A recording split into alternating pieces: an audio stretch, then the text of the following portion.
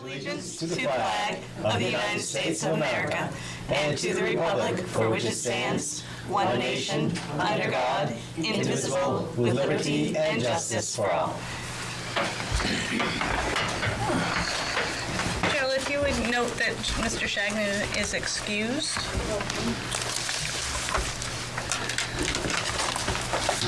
I have been asked to put out a reminder that there's no smoking on school grounds. Public participation. Mrs. Tanner? No, go ahead. I'll go after you.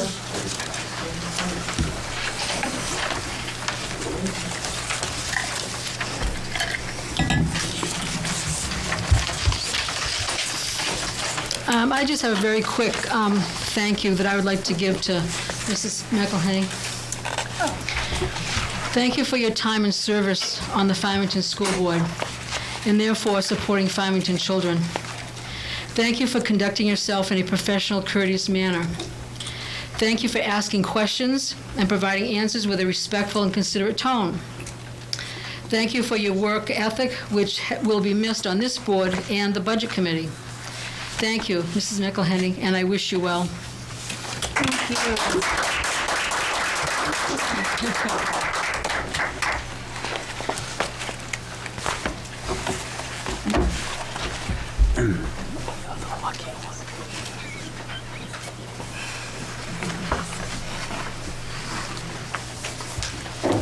I don't think I could top that. I have a quick question on the public notice that was posted for the acceptance of unanticipated revenue. It's kind of been discussed before. The notice is very generic. It says we're going to have a meeting and we're going to accept unanticipated revenue. There's really no subject matter there. Every other district in the state says we're going to accept unanticipated revenue from FEMA or from some type of grant or organization. So the law requires the subject matter. The warrant article that we passed, I believe, requires the subject matter. And not having it there is like putting out an agenda for the school board saying, hey, we're going to have a school board meeting. There may be times where people don't want to come to a meeting, but if you're accepting money from the Crips or the Bloods or something controversial, then people may want to show up and speak up against it. My second question for the board is last week, and I was totally confused, and I watched the video, and I can't figure out where the money's going from the video and the conversations. But you advertised a fundraiser. You reached out to businesses. Teachers bought a lot of tickets out of the money for the fundraiser. And then I heard it's going into the general fund. Did I miss something, or can somebody explain where that money is going? Yeah, go ahead. That's what the public hearing is for.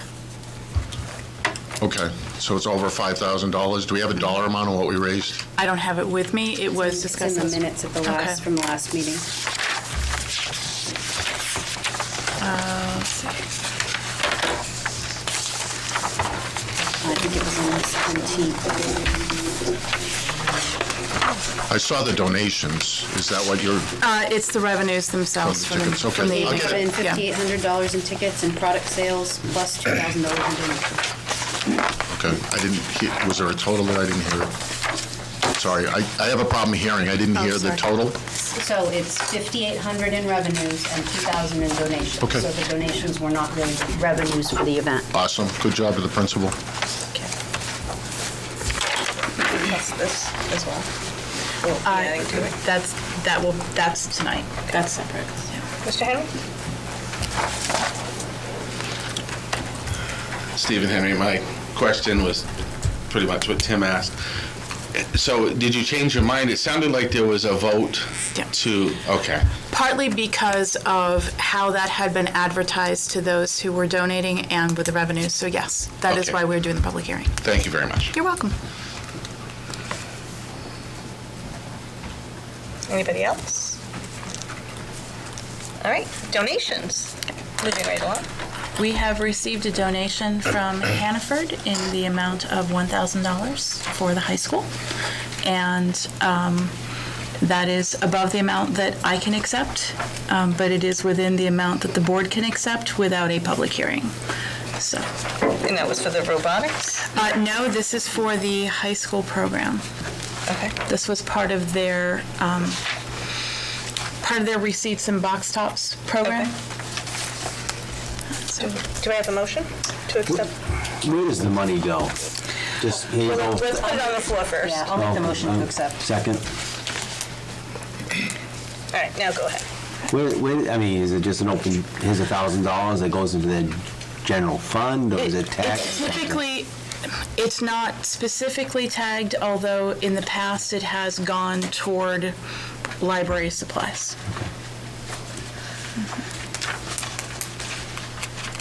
Now, does the other schools, I know other schools are doing the box tops as well. Is there a different timeline? They receive things back on that, but the $1,000 is for schools that have gone above and beyond. I think they choose only so many for the year. Hannaford Helps. The Hannaford Helps, and this is under the Hannaford Helps grant. So this was specifically for the high school. Any other questions? Hearing none, I'll call for the vote. All those in favor? Aye. Aye. Thank you. All right, approval of minutes. Somehow I've got Joel's open here as well as mine. Well, you can just keep writing on his and then give him yours. All right, I have the public session minutes from February 3rd. Do I have a motion? Motion by Stan, second by Butch. Any errors or omissions?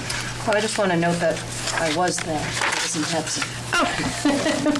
Apologize for... Pretty sure I remember being there. Yep, good.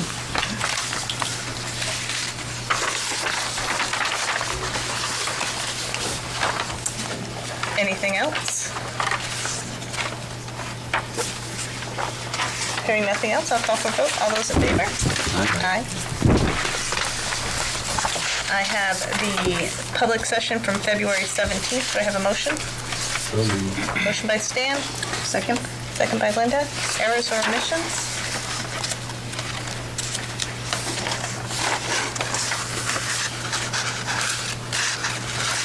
All good? All right, all those in favor? Aye. Can I make a correction? Yeah. Yes. February 3rd one, I was not there for. I thought that was the most recent one we were just at with the selectmen. Okay. I was not at that one. I apologize. Okay, so... Okay.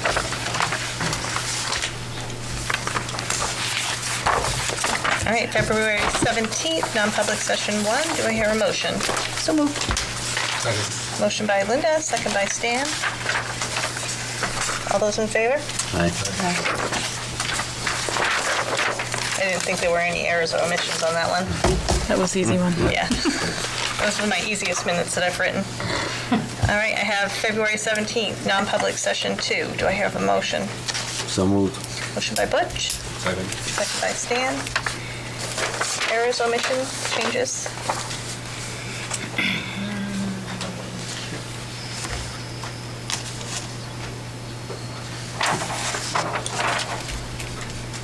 Nope. Anybody? All right, all those in favor? Aye.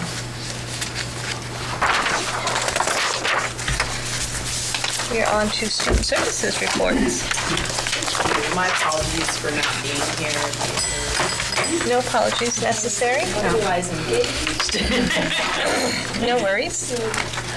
Thank you. So in terms of the services report this time around, I've combined a couple of things. We have the results from the YRBS, which is the Youth Risk Survey that we do every 2 years. We also have a report from a group that was put together by the state that was commissioned as a committee to study the effects of the opioid crisis, substance misuse, adverse childhood experiences, noted as ACEs, which I'll refer to numerous times in this particular flyer, and domestic violence as a cause of post-traumatic stress disorder syndrome, PTSD, and other mental health and behavioral problems in New Hampshire children and students. What this study came out with was a pretty clear explanation and connection between the issues that we've been having regarding the opioid crisis which is a compilation of a number of different things, and those adverse childhood experiences that kids go through. The adverse childhood experiences have been studied by Kaiser Permanente since 1997. They fall into a variety of categories, as you see there: abuse, which could be physical, emotional, or sexual; neglect, physical and emotional neglect; any household dysfunction if you've got an individual living in the family with mental illness; incarcerated relatives; substance abuse; mother treated violently; or divorce. And those are the main categories they've come up with beginning in 1997. Those experiences compiled together come up with an ACE rating. In the report that I've given you, students with an ACE rating of 3 or higher are more likely to have a specific learning disability or be identified as a student in need of special education services in some way, shape, or form.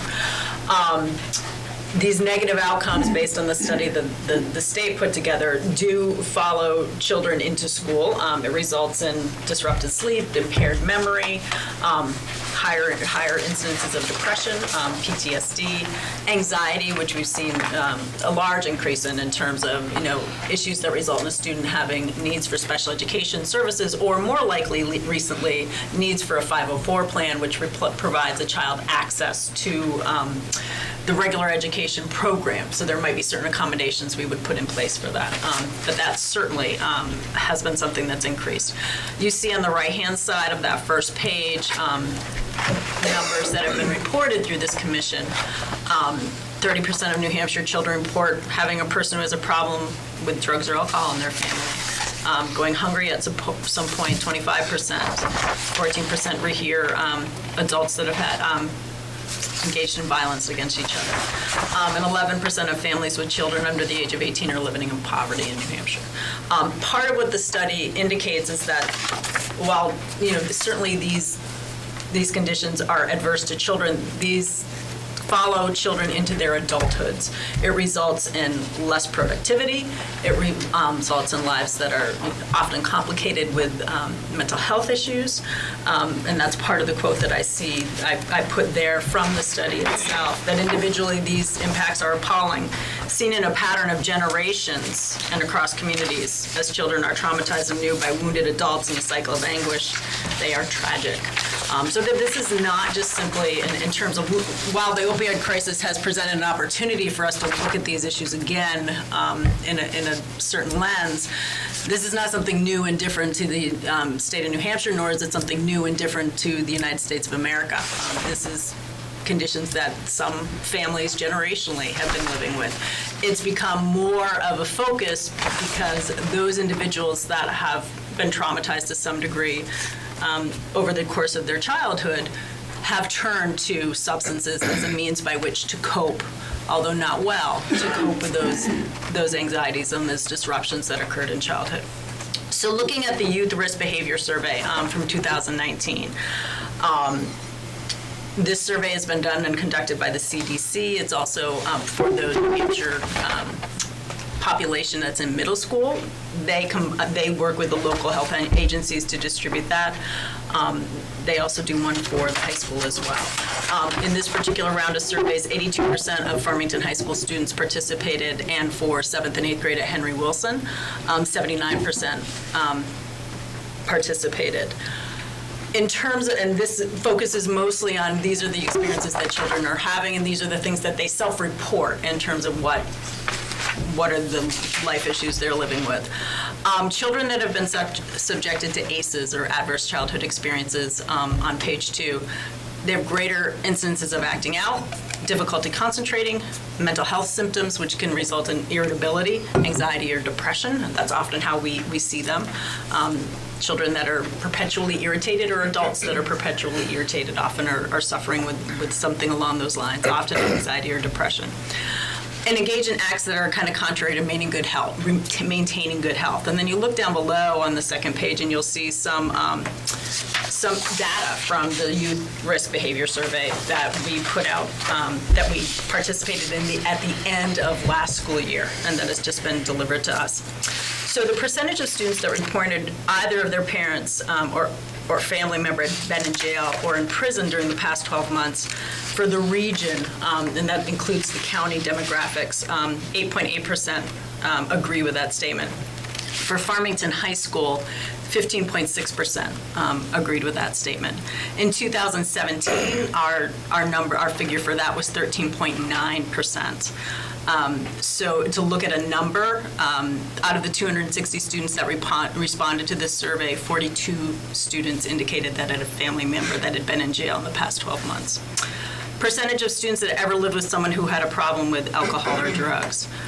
For the region, 34.3% indicate that that is true for them. For the high school, 45.8% indicate that that is true for them, which results in a number of 122 students out of 260. That's what they're self-reporting. Whether we can't, I can only attest to those particular cases that the district is joined on in terms of court pieces. I know that there are high school students that are joined in neglect cases as a result of parents being involved in substances. In fact, any case that is a case of neglect at this point is as a result of substances. Percentage of students that ever saw or heard violence within their home, it's 28%, or 75 students out of 258 at the high school. So some sobering statistics, some additional numbers that kind of help put this in place. So if we're looking, these are, obviously those three categories are 3 ACEs. Each one qualifies as a different particular event in a child's life. It would give that child, if we were just looking at one student responding yes to all of these, that student would have three ACEs already. Additional numbers are, we have a 43% of students that receive free and reduced lunch, knowing that one of the ACE scores is a result of, having food insecurity. That gives us some food for thought. We have 70 students right now district-wide that are homeless, and 70 students, and these are based on the cases that I know that we are joined on. That there are others that I know anecdotally have occurred as well. Students have been charged with neglect of their children as a result of substance use.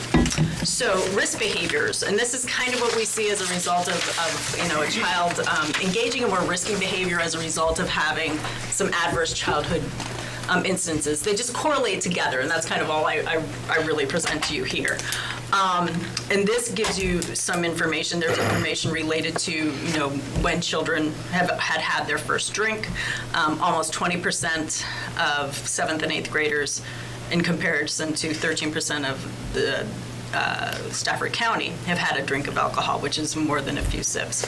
And then it also shares with you the figure for the high school, which is 36.2% of students indicated they drank at least one drink in one of the last 30 days. Tobacco use is pretty strong, but what's stronger really is the use of electronic vapor products, showing 49% of students had used an e-vapor product in the last 30 days at the time of the survey, and that's for high school students, and that 30% of Henry Wilson population had used one at some point. Marijuana use, about 36% for high school students, and then 8.7% of surveyed 7th and 8th graders had ever used marijuana. So very low population. However, while the numbers, can make us, kind of nervous, most students indicated that their parents or their friends would disapprove of these sort of actions. So they do indicate as well that they have seen notices that attest to the fact that using e-cigarettes or using alcohol or anything to a certain extent can be problematic. So they're seeing the messages, they're hearing the messages, but for whatever reason are choosing not to follow that at that time, knowing that in fact high school is a time of experimentation for some students and also a time where they choose to take some risks because they feel safe based on the fact that they're kind of, got a support system in place. Perhaps this is not unexpected. However, numbers to continue to keep in mind. In terms of looking at mental health symptoms, and this is something that has kind of this trend of non-suicidal self-injury behavior, so NSSI, where students may engage in cutting or may engage in doing something like burning themselves, something that does not present a threat in terms of life or death, but does present some sort of self-injurious behavior, has increased. At Henry Wilson, 31.5% of 7th and 8th graders responded that they have done something like this to intentionally hurt themselves without wanting to die. looking at some of the research. The functions of this behavior is to temporarily relieve some anxiety or stress when you don't have the capability to manage that stress and that anxiety on your own in a productive way. Simply goes back to the idea of being able to educate students regarding social emotional learning and how do you manage stress and anxiety in a way that is appropriate and functional. So that 31.5% of students, at least of the 7th and 8th grade, are indicating they have done something like that. They don't do further reports in terms of what was the something you did, so we don't have anything beyond, what the students might respond to. So it could be something as benign as maybe hitting a wall too hard, which may seem more benign, or it could be something more aggressive like cutting or burning. 51.9% of Farmington High School students indicated that they felt sad or hopeless for extended period of time, which is up to 2 weeks, which is usually the definition for being able to say that someone is depressed. In terms of the self-injurious behavior, 32.6% of high school students indicated that they were engaging with that as well. We do have figures here for bullying as well. Bullying is a representation of an inability to be able to appropriately deal with frustrations and emotions. At Farmington High School, 34.1% of students indicated they were ever bullied on school property, as did 58.7% of the surveyed Henry Wilson population. So when we have students that are dysregulated, they engage in that kind of behavior. Also, this did not, we do find that we have students that don't necessarily understand the definition of bullying. So some of these students might be looking at an event where someone said something mean to them, because we have had some students report they've been bullied when in fact it's been kind of a back and forth between a friend, which does not necessarily meet the criteria for bullying. It should be one significant event or repetitive events where there's an imbalance in power. That definition is not in there for the students to refer to. So I don't take this with a grain of salt. I think it still is students reporting that they have had some intense confrontations with others. But I do just preface it by saying that definition is not there. So why are the special education numbers decreasing? Because I did take out of my budget for next year a position at special education. And part of the simple answer is because we have developed services that are dedicated to working with students that are in the general education classroom that need assistance with social emotional learning, that they need to know how to express their anger. They need to know how to ask appropriately for a break because they don't have that within their skill set. They need to know that they can't swear in a classroom when they're waiting. I remember one incident from a Valley View where a young man was not called on immediately and he had a few choice words for the teacher. And that to understand that there are means by which to get your needs met that don't enter into the realm where you're using language that is profane or you're using actions that would be considered aggressive. And children need practice with that when that's not something that's always being demonstrated for them at home or in the community. The other ways we manage that is we manage that through the Student Assistance Program. We have 109 students that were there as of the last count, and we refer new students every single day. Students that are involved in issues with attendance. I have 3 court cases right now that are in the court already based on truancy. I have 3 more sitting on my desk that I will bring forward. And that's when we're at the final point of attendance issues. We've gone as far as we can with the parent in terms of interventions, and now it's required that we have to rely on the courts to compel the parents to work with us or to compel the student to come to school. We have numerous other interventions that are going on at the same time. So for example, if we turn the page, on the very back, on the last page, Valley View has 6 families who've had attendance meetings and 2 are currently involved with DCYF. However, this has resulted in an 89% increase in attendance for those students, and so that's been a really successful avenue. And when we get court involved or DCYF involved, we do begin to see that people are kind of showing up and willing to communicate with us, so we work really hard at that. And I thank the guidance counselors, Allison Williams, Katie Sauer, Sarah Gould, Donna Ellis, and Michelle Robinson for their diligence in pulling this off, because it's not an easy thing, not at all. We do have 2 families, Henry Wilson, we have 6 parent meetings that have been scheduled, 5 more are being scheduled, 2 families are already involved with DCYF. And at Farmington High School, there are 2 students currently involved. with court regarding truancy. If DCYF is involved regarding truancy, it's voluntary service, and the goal is to get everybody back on track without making lives more difficult. Because if we do go to court and we do have to file a truancy petition, if the parent so chooses to have representation, it does require that they pay a fee to have a public defender attend. So we like to avoid that when at all possible, because certainly we don't want to have parents incur costs when it's not necessary to do so. So while these things sound, I hate to be the downer in the meeting, but while these things sound, kind of dire, and they are, I think we have to look at that fact that from 2016 to now, the nation and our community and New Hampshire in general have been struggling with a very, very difficult situation in terms of the opiate crisis, and we're not at the end of it yet. Right now, we have 12 families through early supports and services are working with 12 kids who were born addicted in Milton and Farmington. So we haven't seen that population of students yet. But the good news is we know where they are. They're receiving services. The family are receiving services. And that's part of the protective factor, having those services in place in the community and within the school in order to be able to address that. So teaching skills, enlisting allies, getting parents to work with us, which I think we do a lot of work on that, and we've, I think, made some great strides there. Having a caring adult in a child's life does not have to necessarily be a relative. It can be a teacher, it can be a counselor, it can be a student assistance counselor, any number of people. Strengthening economic supports for families, that's something we need to look at statewide and nationwide. I'm sure it's going to be a big part of the political debate coming up. Supporting child protective services. They have a great deal of turnover, so when we find a DCYF worker that we know and we like, we make sure and get their phone number and their email address so that we can communicate regularly and hope they get assigned our children. And intervening to lessen the immediate and long-term harms in terms of what these particular incidences and issues have had on our kids. And we'll continue to do that. That's the important work at the end of the day. So, Thank you. Board members, any questions for Diana? Just alarming.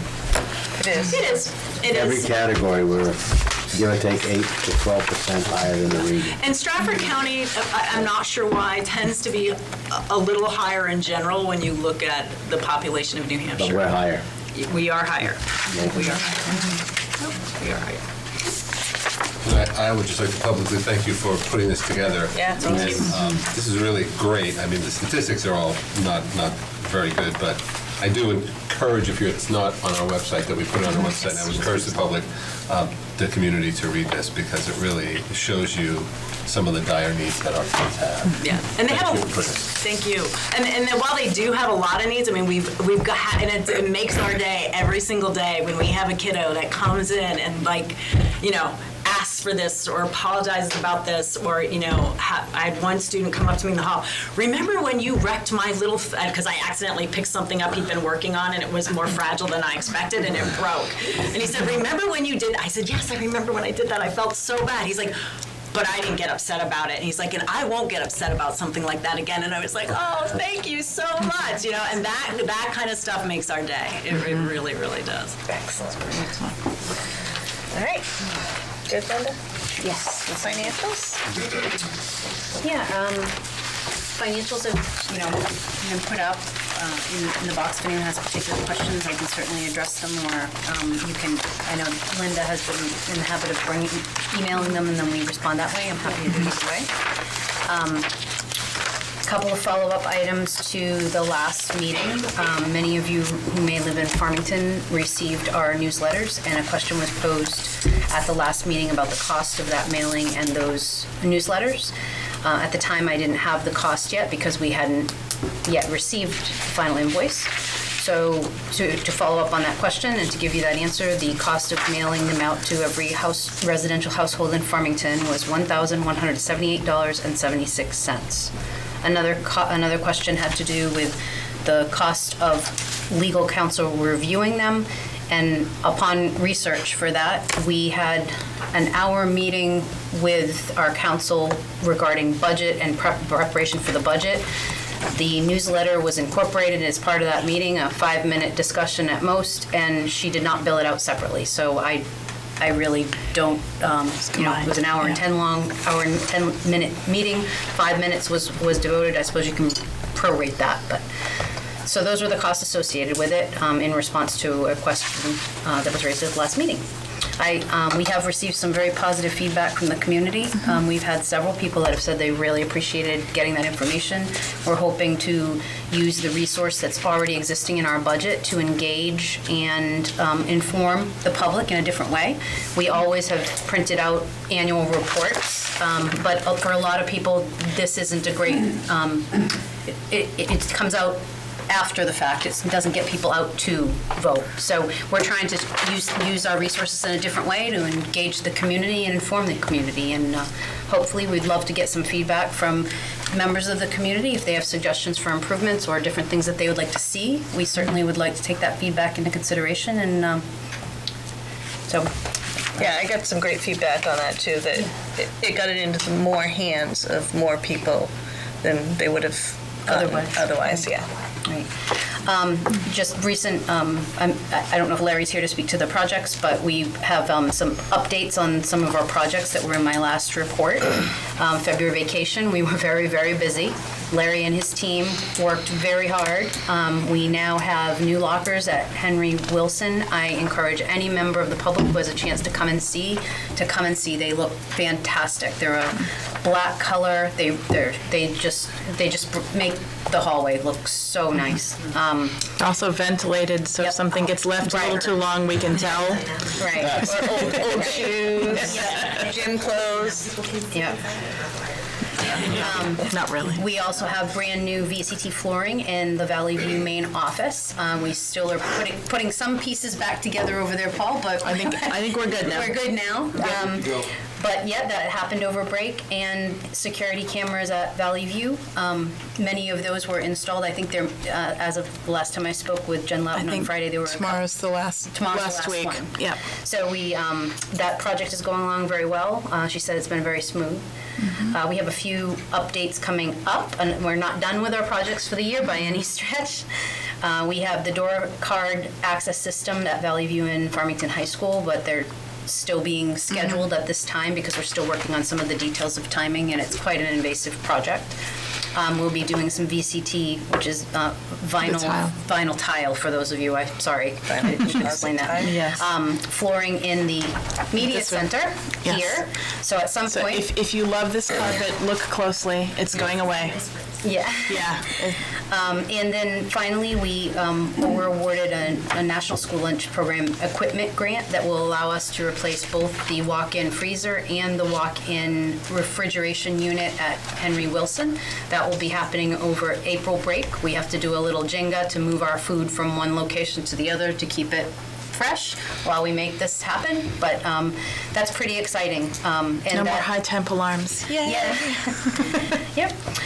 So that's pretty much the project update. The audit update, again, that was in response to what was asked last week. We have gone back and forth with our auditors. We've had a few changes to the draft report. I've completed my evaluation of it. Unfortunately, we're still waiting on one report from an external party that the auditor needs to have in order to complete his report. But substantially, all the work has been completed on it. He's waiting to finalize. We should have a copy up and ready for everybody very, very soon. And we're a month and a half ahead of where we were last year. Yep. This is the letter that says that we are substantially completed this time. So, and that is included also in the annual report that's gone out. Excellent. So, and one final thing, I did reach out to our auditing team and asked if they might be willing, because I know the board had opted to create an audit committee. It hasn't happened yet, but I asked if our auditor might be willing to come and present to the board the audit report. He tossed out some dates. We looked back and forth, and we are hoping to get him to a board meeting in April pending your schedules. So I think that's on a matter that we'll be discussing to coordinate, but he's happy to come and present the report to all of you and field the board's questions. Anyone questions for me? I'm happy to answer. Just a general one. For the all funds revenue report, looks like it's got all the lines in it still. We will correct that for the budget committee because it has the 0 lines in it again. So we'll correct that. Unfortunately, yeah, we have we've been using these reports between fiscal years, and so sometimes when we're looking ahead at the next year, someone will click that box off and you don't notice it until it runs. But yes, I apologize, we can definitely run that without that. Mr. Lewis? Just looking through the manifest quickly there was things in there for the robotics. Is that just a wash? Because you had a grant, Yes. T-shirts and so forth. We I had- see things were paid for. There was an issue, they needed to get things registered quickly, used what they had for fundraising. The robotics group allowed them to go ahead and pay through the grant, and they're refunding their That's what I fundraising thought. so that they can then in turn use that for the other pieces that they need to that are not included in the grant. So that was blessed by the folks at the DOE and the folks at First Robotics. They said, no, we can do this to make sure that they're able to do both, because the grant is very specific in what they're allowed to pay for, but we didn't have those pieces cleared in time for them to register for their competition. So. Anything else on financials? Did you have anything you wanted to add here? No, not.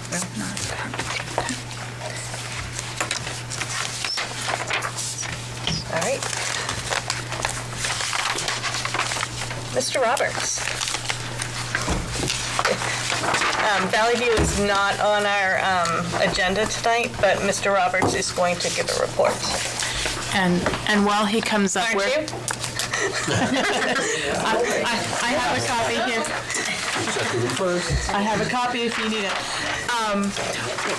Because we've gotten somewhat off in our cycle, so Mr. Roberts was good enough to get a report in for us this week. I wanted to check with the board while he comes up to see what you'd like to do for our next meeting, because typically it's curriculum and our special ed has gone tonight as well. So if you want the other two schools, we can do that along with curriculum and then get back into the regular cycle for April. Okay, I just wanted to clarify because everybody's kind of, when am I supposed to be doing what?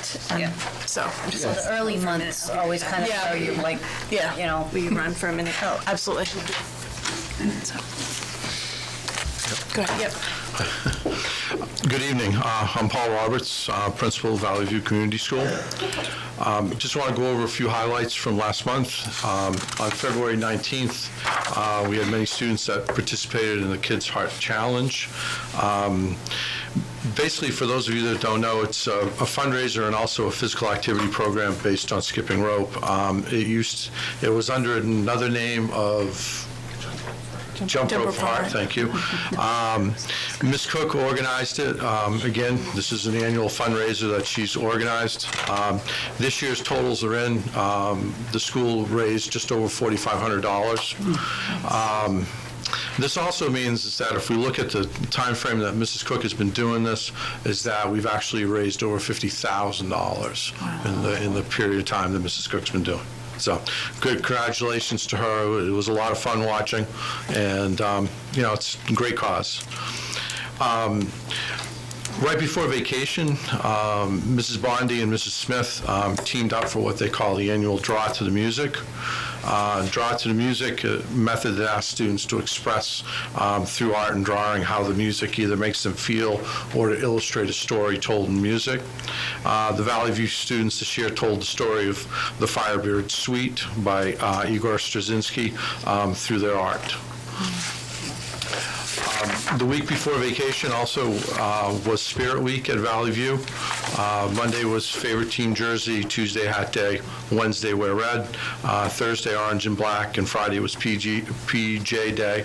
I will have to say that I have to remember this more in the future because I actually had clothes laid out and my wife laid out some other clothes, and out of habit I wore the other clothes as opposed to trying to participate, so I'll have to work on that for next year. We'll send it to your wife. It's probably the best thing to do. I wanted to double check today, and I forgot to, so if I've got this wrong, I will make sure I make a correction. I believe that Mr. Hall's class was in third place as we kind of evaluated all the grade levels as they participated, or all classrooms. Mrs. Velavance's kindergarten class was in second, and the first place class was Mrs. Miller's second grade class. So I'd like to congratulate everybody that participated. It was a lot of fun. And just about finishing up, they have a couple more meetings that they'll be coming. Is Frisbee Smiles was also at Valley View right before vacation. They did their annual screening of students that they do. And I would just like to thank Bambi Shore from Frisbee Hospital for all the work and all the organization stuff that she does to bring this program to the school. Okay. Thank you. Any questions? I have one just related to the Frisbee Smiles. Could you just email me her contact information? Because I've been trying to get a hold of her for the Health and Wellness Fair. Absolutely. And it just kind of bounces back. Yep, I will do that. Thank you so much. You're welcome. Anybody else? Just an overall thank you. There's been a lot of great things coming out of Valley View lately, and I know that a lot of people are very appreciative, as are we. So thank you for reporting that. Oh, you're welcome. Thank you guys very much. Thank you. Thank you.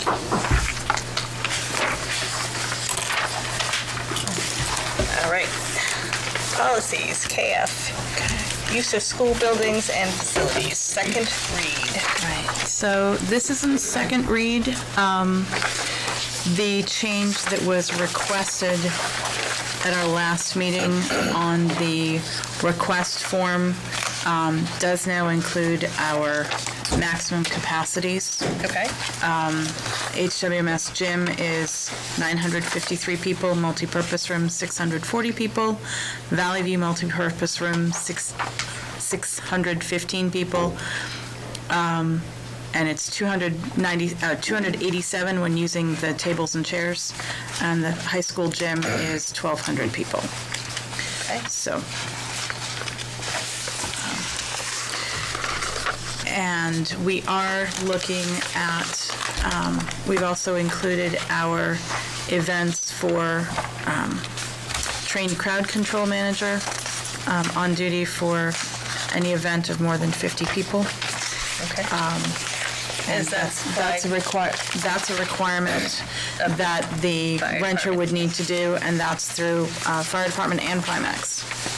So, do they have to provide their own, or do we have to provide it for them? They would have to provide it based on the number of people. There is, we can always be a little more stringent, but I believe what's posted in the building says one crowd control person per 250 people, which we felt was very low for an event like that. And the district, what we put on here is one crowd control person or chaperone, what have you, per 50.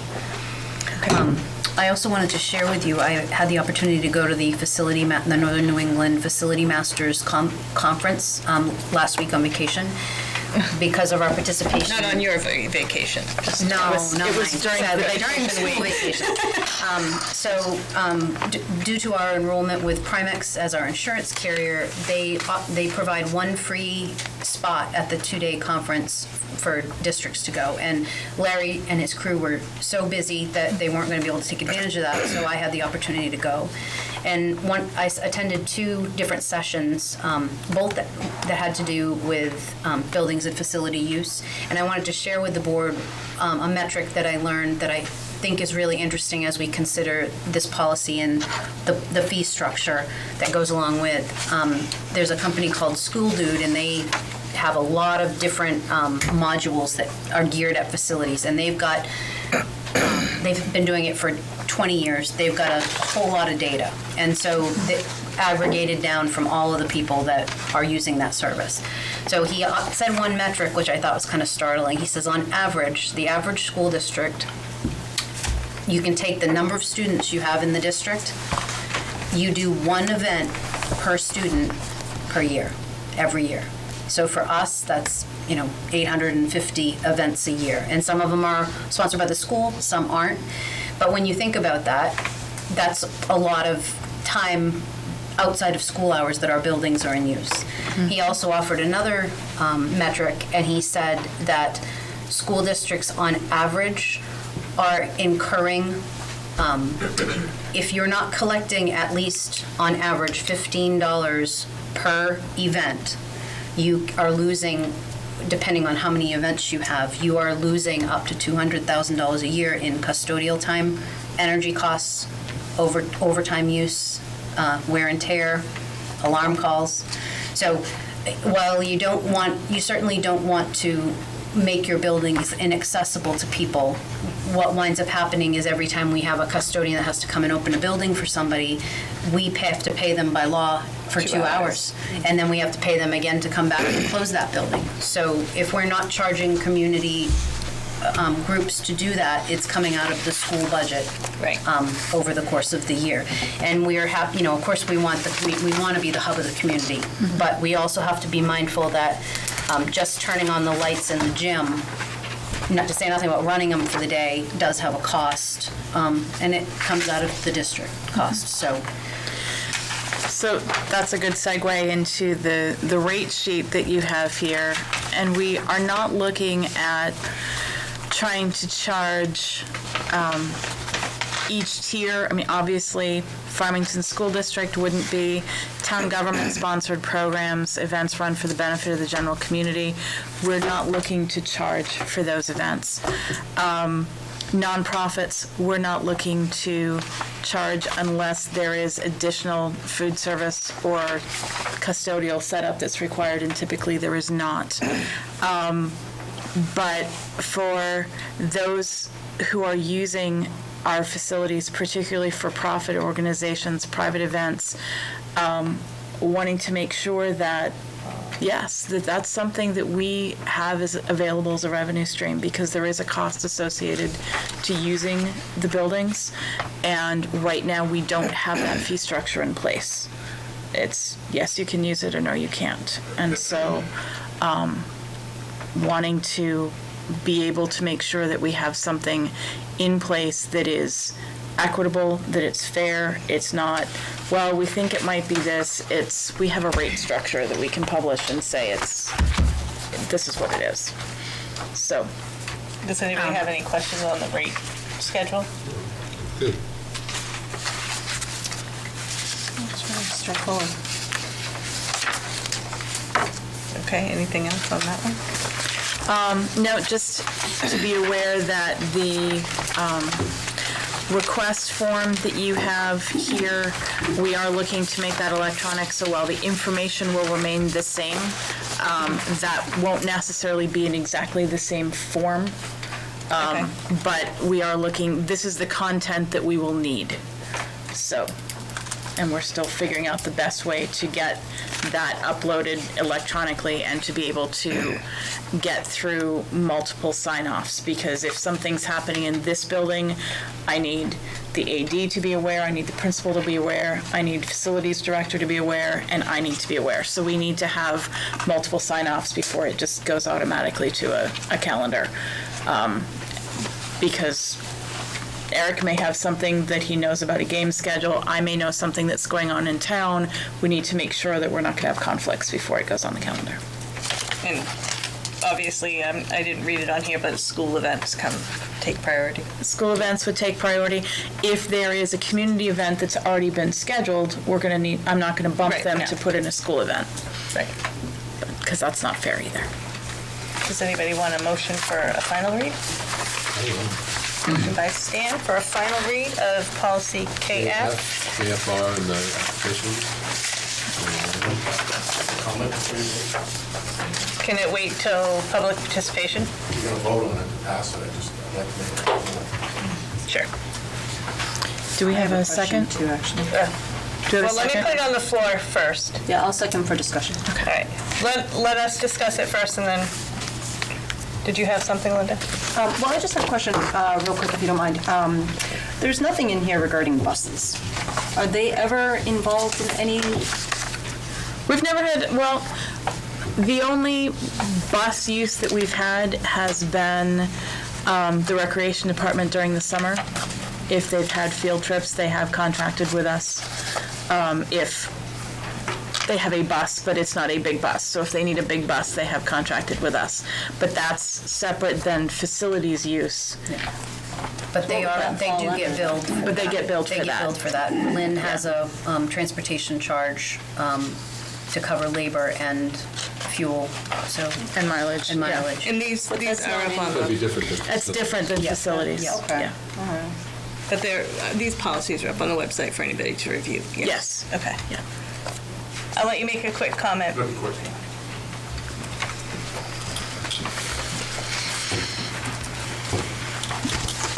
One thing I don't know whether you've considered in your rating structure, that's at least common in the police world. With a large number of events, there's a billing cycle.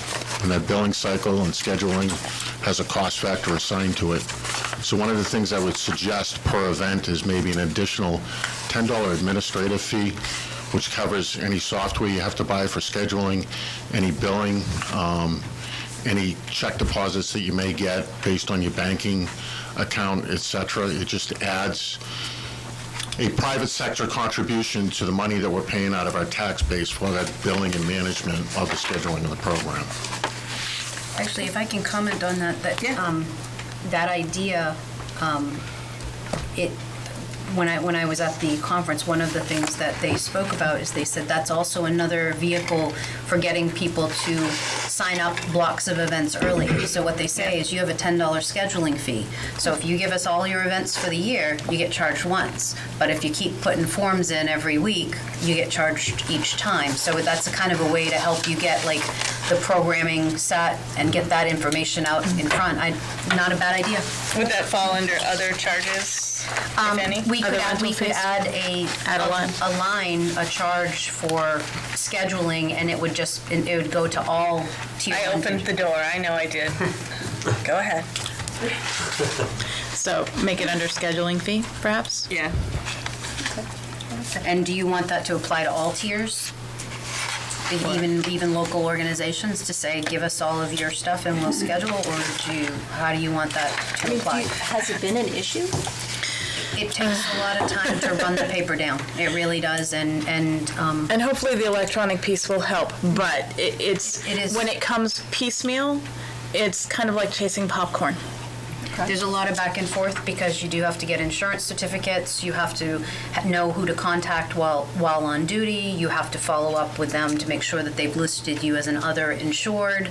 There's a lot of back and forth and a lot of phone calling back and forth on most of the events. So. Just a question on the crowd control manager piece. I think about some of the basketball tournaments that the 500 runs and the crowds that they bring in. This, I assume, would apply to them. What's involved with becoming a crowd control manager? Is that a real barrier to those basketball tournaments where they wouldn't be able to host them? Do they have to go away for a week course? Is it an online training? How does that work?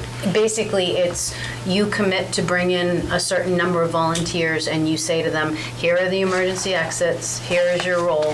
There's no specialized type of certificate or anything anybody needs, but you can't run an event with 500 people and just have the one guy out front. You need to have, like when it's Designated volunteers. So it's not a barrier? No. It shouldn't be a barrier. No, it's just to prevent people from saying, I'm going to run this big event and I'm not bringing anybody with me.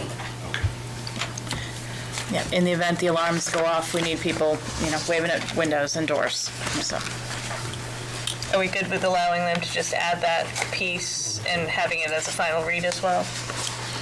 And so are you looking to waive that for tier 1 and 2? I mean, tier 1, obviously, that's in-house, but 1, 2, and 3? We would put in, if applicable, or not if applicable, but if necessary. What do you mean? For tier 2?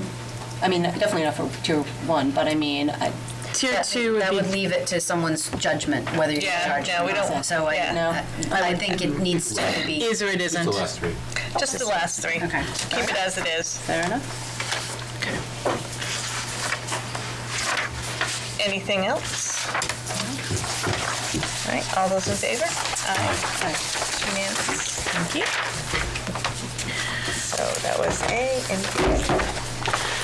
I have policy JIC, student conduct, Okay, this is the policy that had been living as a numbered policy way back when, that has the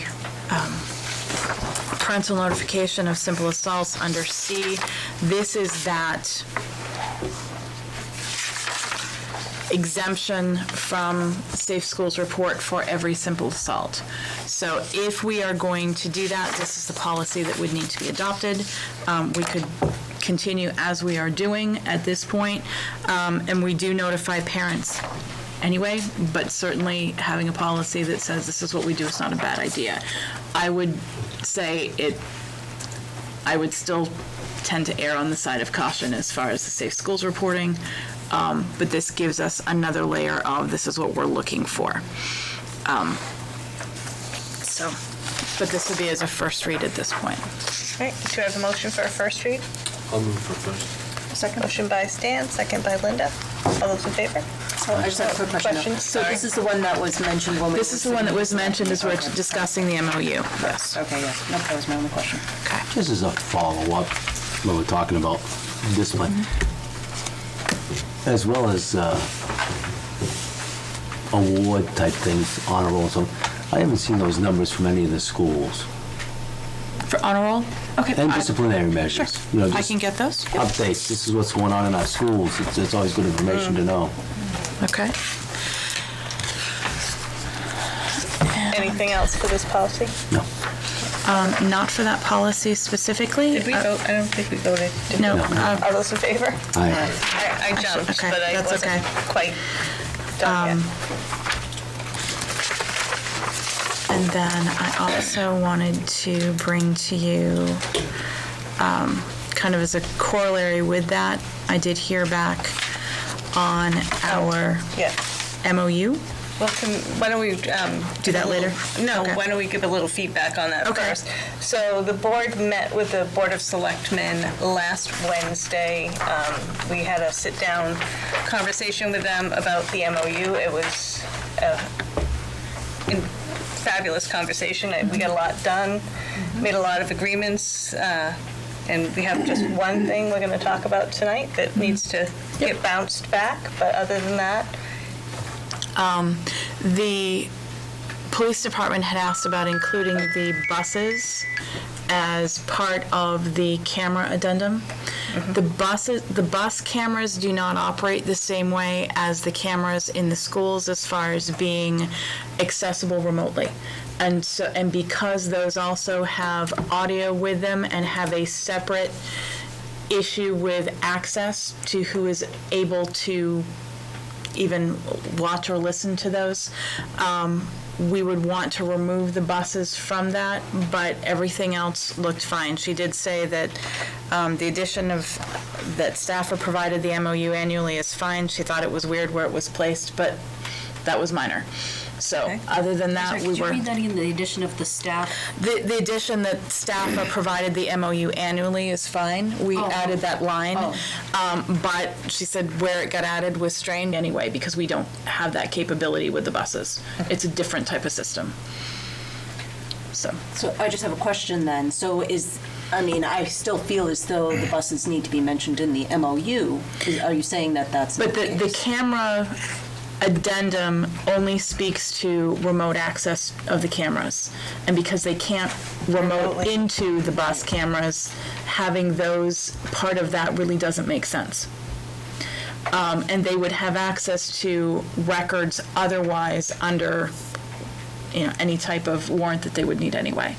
But that addendum specifically speaks to remote access, which just we pertaining can't do. to the cameras, okay. Right. But the buses themselves are still mentioned. Oh, absolutely, Right, yes, okay, yeah. all right. The buses are considered part of school property. Right, That doesn't change. It's the remote access on the cameras. Okay, So, I get that. But if that ever does change in the future, we can always go back and... certainly. update that. With the exception of the fact that because there is audio, it does change the access to it because it's under a separate RSA. Okay. And so we would need to review that and see if, as the technology changes, the RSA changes as well, Yep. which it may, but we're not there yet. I get that. Makes sense. all right, we're going to go on to new business. But before we go on to new business, I meant to do this at the beginning.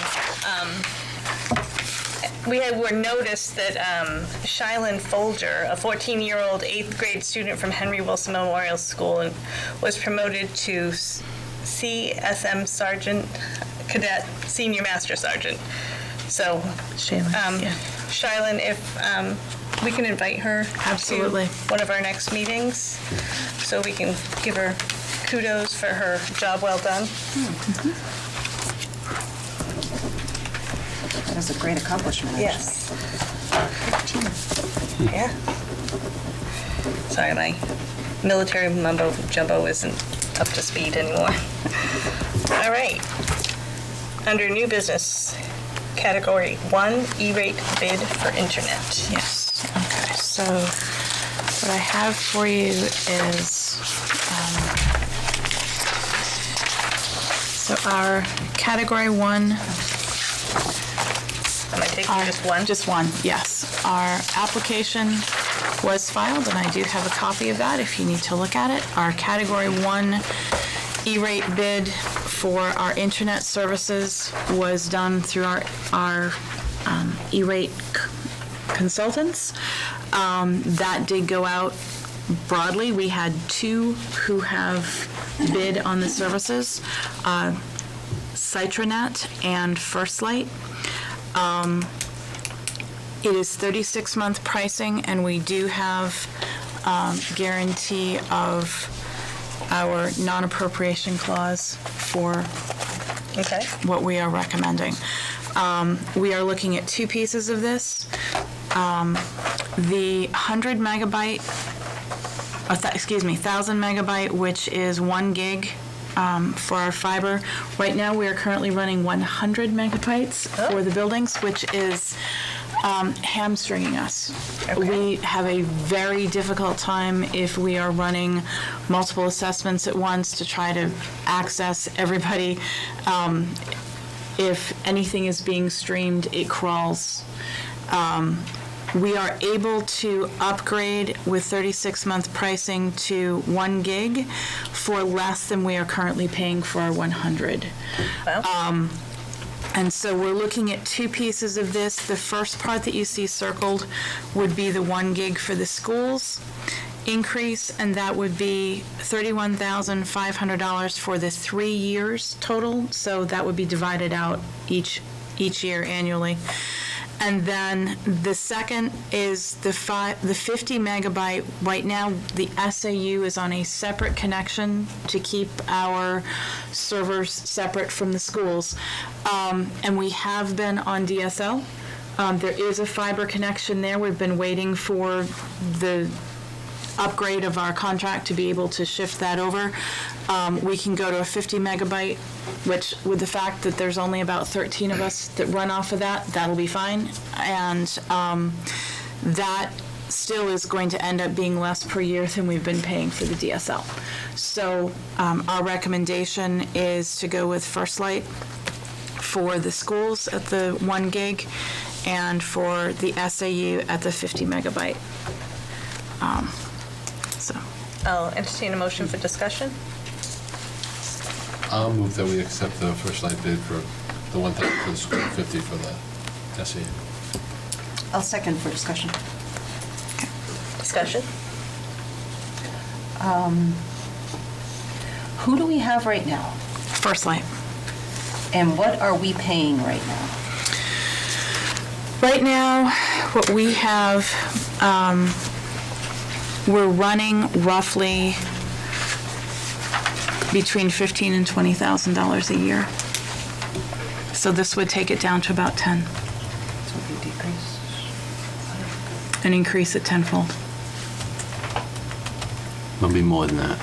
About 30. Well, we're increasing from 100 to 1,000. That's what I meant by increasing tenfold.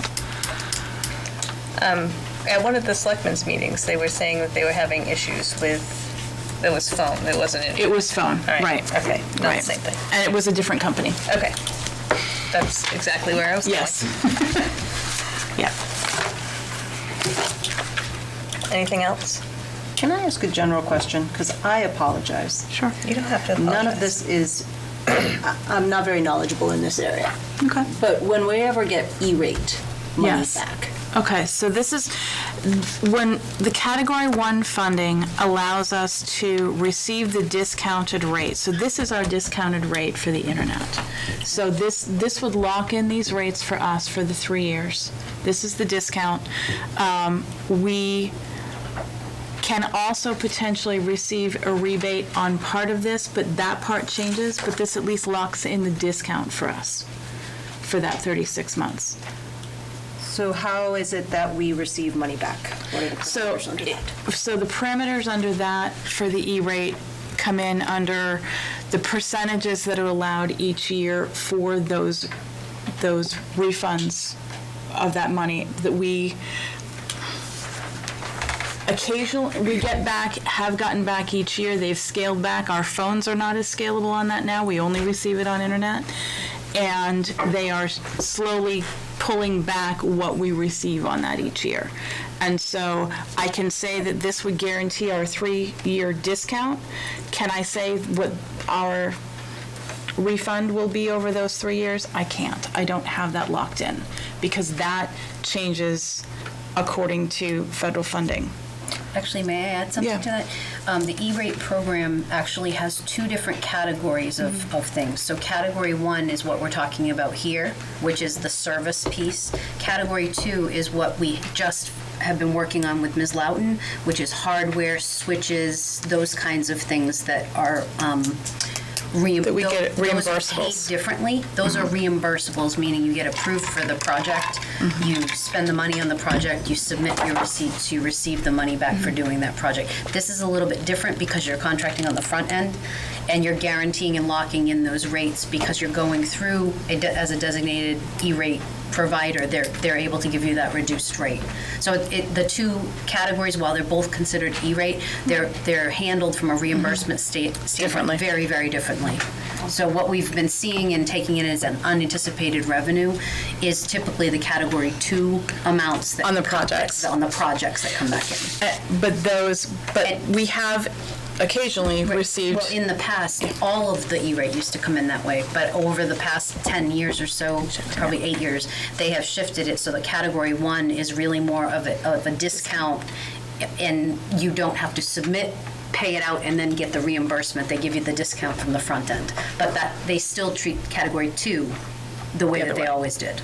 So I'm sorry, it's a little confusing, and Jen can probably explain it a whole lot better, but I used to work with some of the E-rate in another district, so they have certain reimbursement methods that work for one and not for the other. And maybe I can clarify. Some providers will do the discount first and E-rate pays them the rest. Yeah. And so we don't see anything. So they give us the discount in advance. And some providers don't do that, so we would have to get reimbursed. But it And I sounds believe that's like only for on like- category 1 Right. that's even an option. Category 2, it's all reimbursement. Right, and this is category 1. Yeah. This is one. And then there are external connections that come into the buildings. Did that answer your question? It did, because I guess my overall follow-up question was just, I know that we're looking at performance contracts, and I didn't know how entering into a 3-year... This doesn't go into that part. Okay. No. All right. No. No, okay. That's more energy than internet. The SAU cost would be, the 3-year cost is $10,620. So that would be divided by 3 for the annual cost. All right, any further discussion? Hearing none, I'll call for a vote. All those in favor? Aye.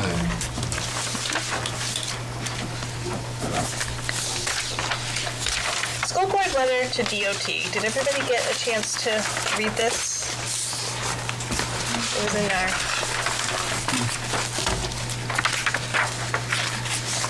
Do we want to... You want to read it out loud? Yeah, I don't mind. Okay. Dear Commissioner Sheehan, the town of Farmington and the Farmington School District recently received notice about bridges in Farmington that have had weight limits severely reduced due to the deterioration of the structures. Both bridges were inspected on or about October 11th, 2019. The first notice regarding the Horntown Bridge was received by the town on January 23rd. While more than 3 months had passed, the timing did allow for plan to address the bridge at town meeting. The second bridge on River Road over the Mad River was inspected on that same day, but was not reported by DOT to the town until February 20th, too late for any changes to be made to the warrant for town meeting. The fact that the notice was 9 months after the inspection raises... Was months. Was months. Raises serious concerns about safety, particularly with the River Road Bridge, listed for just 3 tons. School buses weigh considerably more than that, and the safe travel of our students and drivers is our priority. These notifications seem to be neither timely nor in the public's best interest. As a collective, the Farmington School Board expresses its grave concern and dissatisfaction with the timetable upon the town was made aware of the issues by the Department of Transportation. 3 to 4 months is not a reasonable interval to relay important safety information. And we'll all sign this. And I would say just, I will update timetable upon which the town was made aware. Thank you. There needs to be a which. Yep. Did I read which, though? No. Well, actually, I think you did, but it's not printed, so I will fix that. Can we also address this as well to Governor Sununu? Yes. Okay. So Because I know we talked about that a little bit. Okay. So do we want to just do a CC to the governor? Yes. Okay.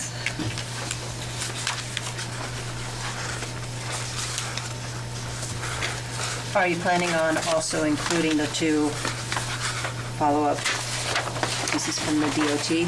Well, that's what they sent to us, and so I Right. sent that to you just to make sure that you had seen Yep, I that just didn't know piece. if we were going to pass it along as well as... I'm hoping that the commissioner has seen them. Frankly. One would hope. So is everybody good with that? Do we want a motion to send that? Sure, and then I can reprint this tonight and we can do signatures, or... Okay, so I move that we send this letter to the Commissioner of the Department of Transportation and with a CC to the governor. Motion by Stan? Second. Second by Butch. Any further discussion? All those in favor? Aye. Aye.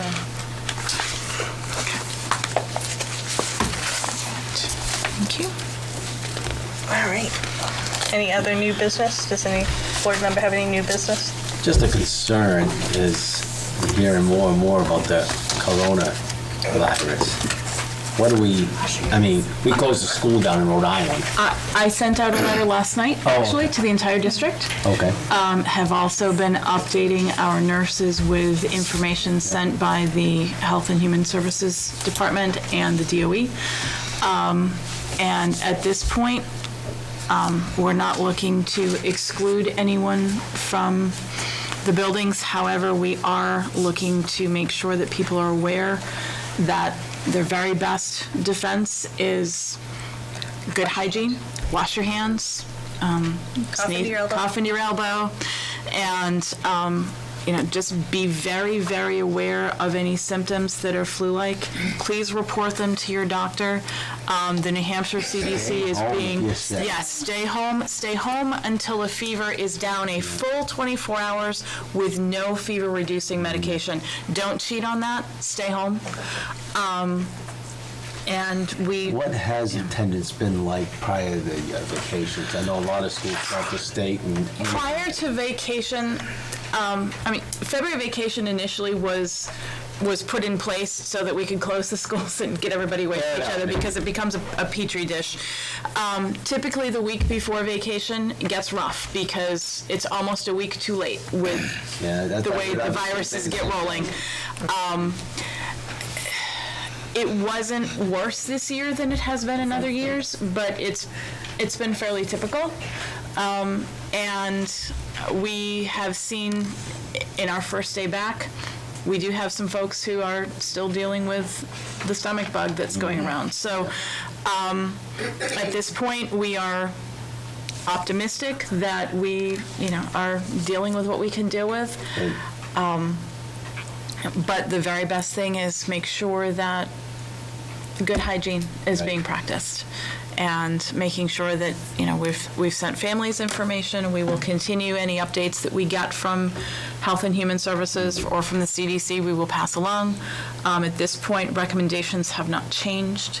There are some schools that did advise their students and faculty who had traveled out of the country that they were going to be, particularly to Italy, that they would be held apart. Staff members who have said, I did travel this week, and we are just keeping them in mind, but there's been nothing that said I've traveled to a place that needs to be of particular concern. It's just anytime you're in a train, a plane with a whole bunch of other people, you're in a petri dish.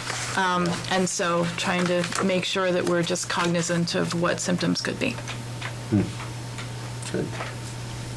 Any other new business? All right. Moving on to old business, reading specialist, second read, revise.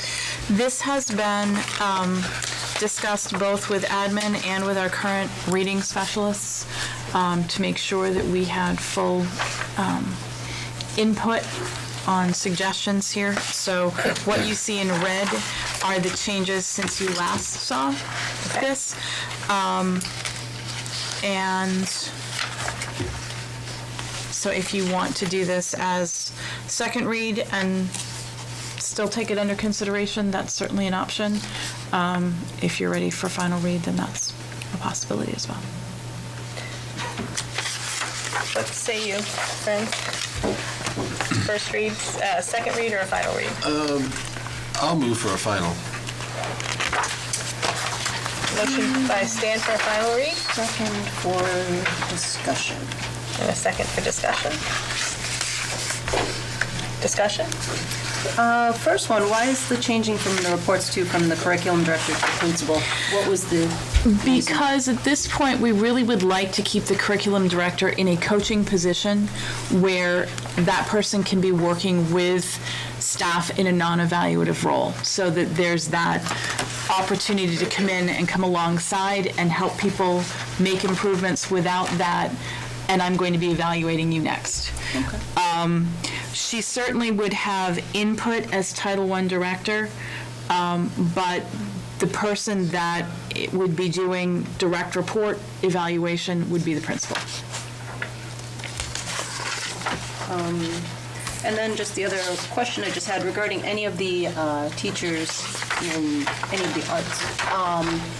Do we ever want to consider putting anything in about, working with the community? For example, the reading and literacy specialist could work hand in hand with, say, the Goodwin Library and do a lot of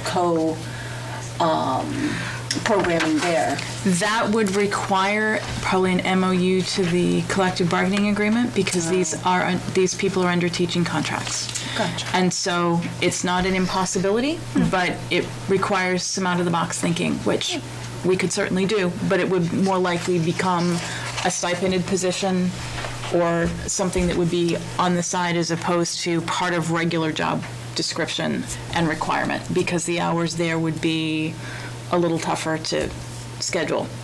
Well, I'm just thinking, especially in regards to any reports or anything that the students have to do, it would be great if they could even just work in tandem with the local library and say, listen, we have the kids that are working on animals. If you could, get a heads up, this is their reading assignment, they're going to be coming to you. I just feel like a little bit of outreach and back and forth would definitely... Sure.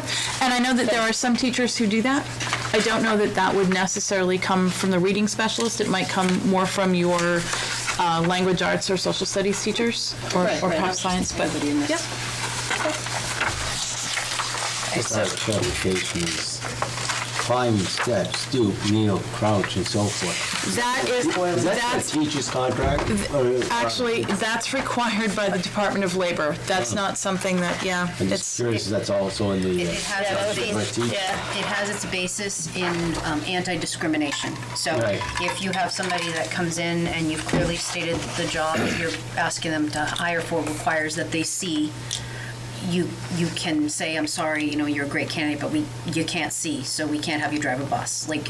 So they make you be specific about what you would have to do. If you're supposed to be working with a student and you're supposed to supervise a student and your job is active movement with that student, if you can't ambulate outside easily, if the student were to leave, you can't do that job. So it's a requirement to ensure that we're being fair and equitable in our hiring practices.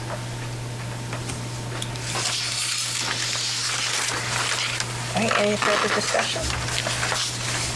All those in favor? Thank you. Superintendent evaluation instrument, second read. So what you have in your packets, and the one that is the PDF is a little bit easier to read in the packet than in the folder than the Word version. This was in first read status back from August, which is why you have the minutes that are included in your packet as well. This was brought forward. There is a short form and a long form. And what was discussed is that the full evaluation would be done annually and the short form quarterly, but the way that this is written is that the long form is a January form and the short form is essentially a June form that springboards into the next school year. And so if you were going to do the short form quarterly, that's the one where you're developing goals and performance targets. If that's going to be done quarterly, that's a lot of targets and a lot of, not that it couldn't happen, but you need to specify which is or is not going to happen. And as this is still sitting in first read, it hasn't formally been adopted. So I wanted you to be able to use that, and in order to use it, it needs to be adopted, so. And this was the one that, at least on the 19th, you had kind of landed on that this is where you were headed. So if that's... Is this the one, Stan? Because it doesn't, maybe because it's in Word form, it has a lot of the same components I see, but it doesn't look... I think it was we had a rubric and... Yeah, where's the short form one? This was all the short form is on page 8. It's 8 and 9. Yeah, but This was all that was included in the minutes from those meetings, from that meeting. I remember something. I don't know. I thought I remember. There were two, and you had this one for first read. And I wasn't at that meeting, so I don't know if Diana had anything else to add to that. I have the original ones, but I didn't bring... This was the non-public one, I don't think I stayed. Right. Okay. So this is what was in the folder. If there's something else you'd like, then I can certainly bring that as well. Would you like to table this? Or do you want to move on it? I think we should probably go ahead and move on it so we can have it adopted. So you want to do the long form for January, and why don't we just start with the long form? So I'll take a motion for the long form for the superintendent evaluation for January 20th to be developed. Okay, I'll move that. Well, it's Under the premise of annually, or? Under the premise of annually. Okay. So moved. Motion. Second. Second by Linda. So it's actually January 20, and it would be the date that would 20. go after, so.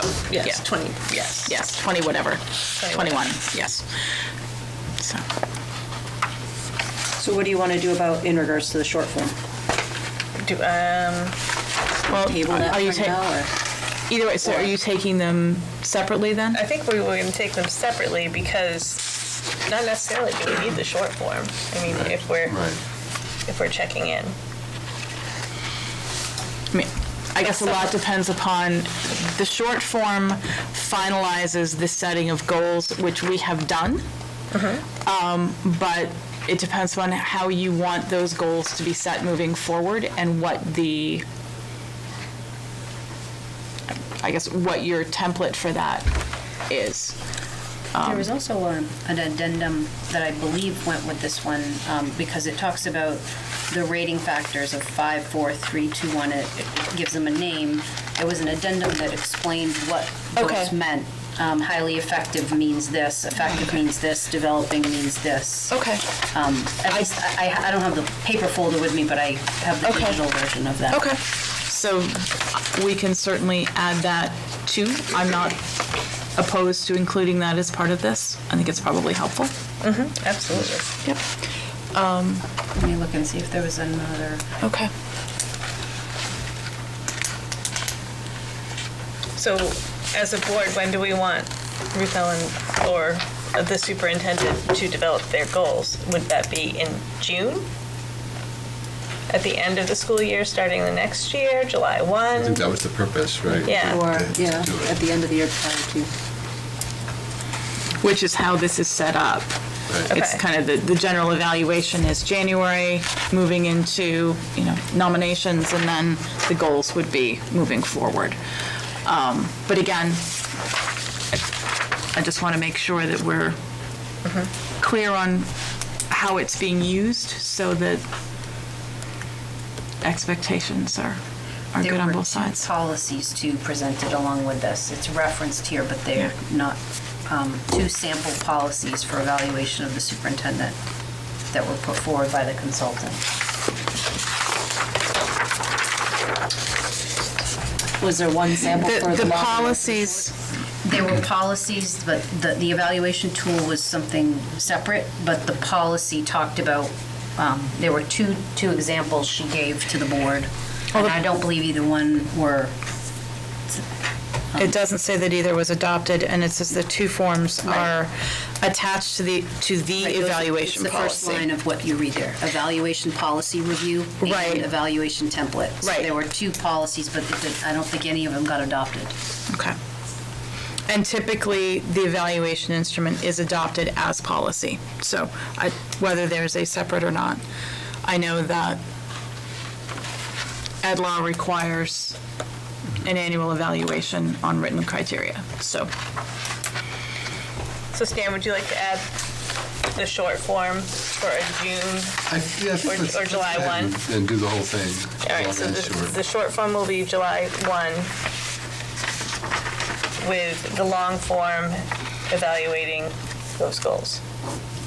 So the short form won't be quarterly as it's mentioned here? Correct. We want to change that. okay. Yes. And so change the short form to read July rather than Yes. June? Okay. Should be from the start of the new school year. Okay. Do you want it then before July 1? Do you want it at the first meeting in July? Provided at the first meeting in July? Yeah. Okay. That's reasonable. Okay.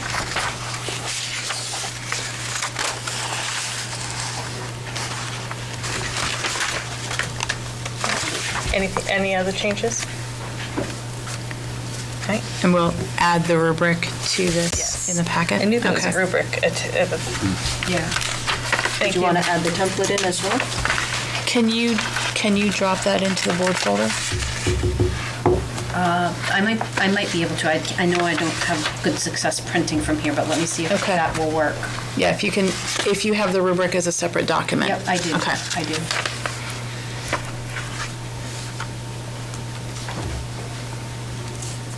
Anything further? No, I think that's good.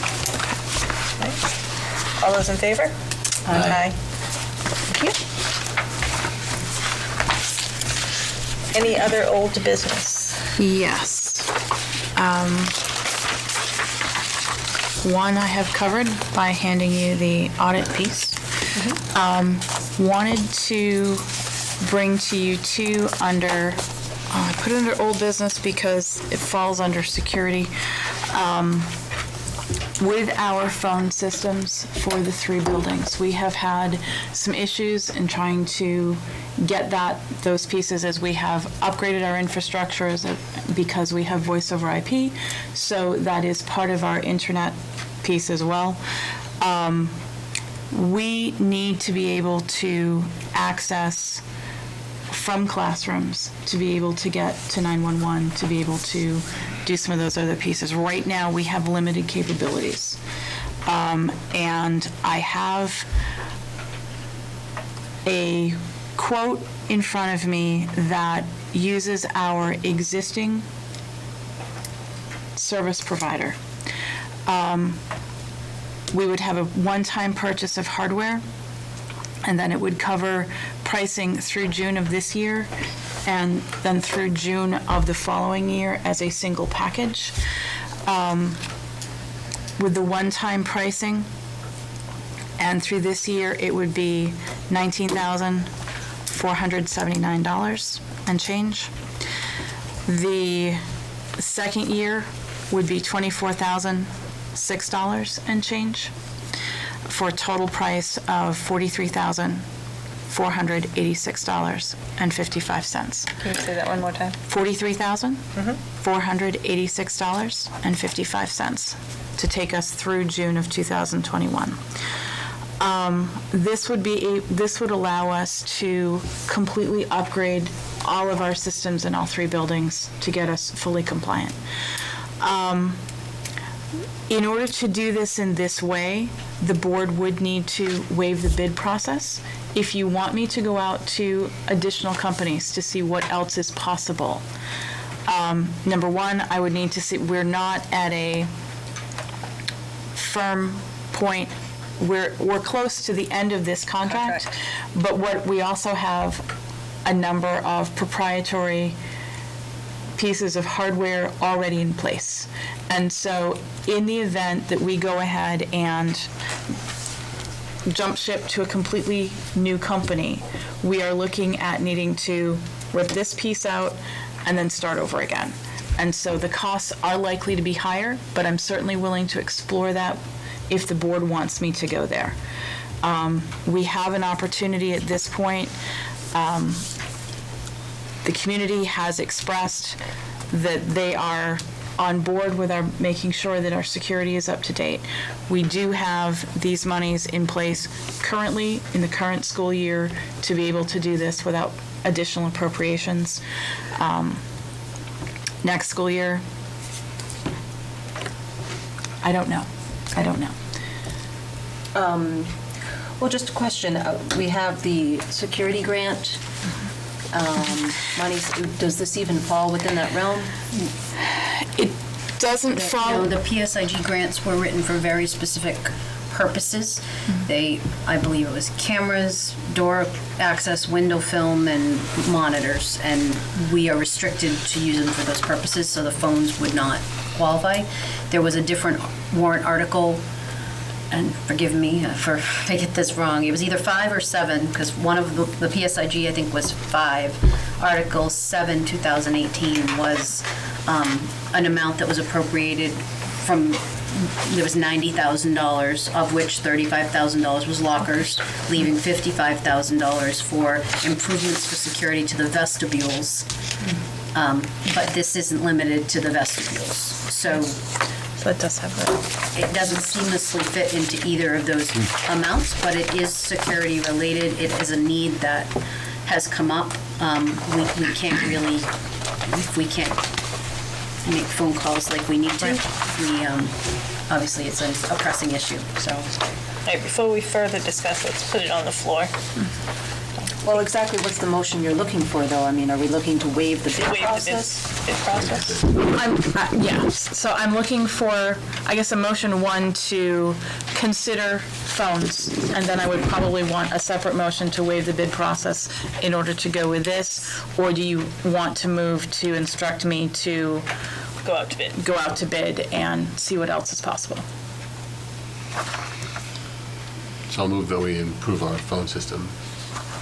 I'll second. That's what we did before. I'll second for discussion. Are we happy with our current phone provider? Some things have improved of late. The problem is I don't know that we have a lot of better choices out there, because right now our other principal choice is the one that the town had mentioned. Okay. So it doesn't mean that there aren't any, but right now our system isn't large enough to be getting a lot of competitive looks from a lot of other systems either. We're not big fish. And Jen's happy with what we have and can work with them. Jen is able to work with these people. We now have all the right phone numbers to get a hold of them. Yeah. I'm sorry, I'm having a hard time understanding this page. In the center of it, next to Valley View, it says year one total for all schools is $37,484. So if you look over at the far right, if you look at the total monthly formulas, April through June, and then you have the total month, then the hardware purchase, that gives you April through June numbers, the total for that, the monthly purchase, and then the parts over here in yellow, you have, it's the 13. Ours aren't in yellow. I'm sorry, you're not in yellow. What you have on the left, the 13, the 12, and the 10. Hold on, I'm looking. Yep. The 13, the 12, and the 10, you'll have to... Okay. The total's here. So if you look, so year two, it's actually 8, Okay. 8, and 7, which gets you to the 24. Oh, It's- okay, I see the Okay, center there. and so that's where those numbers will get you to the 24, that's the year two total. And then because your upfront costs for the first part between now and June 30 are going to be your monthly costs that are totaled in the middle over here where it's the 2,000, 2,000, and 1,700. And then next to that, you have numbers, those are the one-time costs for the hardware purchase. That's the upfront cost, we then own the hardware, it's ours. That's not a recurring cost going into the next year. But that gets the hardware in the classrooms across the board to allow us to do what we would need to do. So if you just take out the hardware costs, what's our monthly fees now? I mean, is this comparable to what our monthly fees are now, or is this... It's going to increase our monthly fees because we would have that many more lines. Okay. Do you know by how much? It's going to, if you take out our one-time purchase, it's going to increase our monthly fees by this much for the year. Because this is on top of what we are currently spending. So this is the increase. So this 2192 is an increase to Yes, FHS, okay. yes. All right. Mr. Lewis, do you have any questions? And actually, the monthly increase, The increase? right now, we can cover it this year, and looking at doing it this year and to cover next year as well. We have it to cover now. And there is no other avenue that we can explore in order to get these monies from. Other grant funding? Talking about? Grant funds for phone systems are not typical because it's considered an expense that we're required to provide. If someone knows of a grant, I would be happy to look at it, but Got any phones hanging around? Is Clayton Randall still doing this? actually, we have dragged him out of retirement to help us get the system here limped through, but it is beyond. The system is so old. Well, he's one of the few that can still deal with the system because it's that old. That old, yeah. Yep, and he has been very gracious, but we are to the point where we need to move beyond our POTS lines. So this will put a phone in every classroom? Yes. How many classrooms are without a phone right now? Is that even, should I ask? The majority of classrooms are Is it just without. Valley View? No, No? the majority of classrooms do not have telephones in them.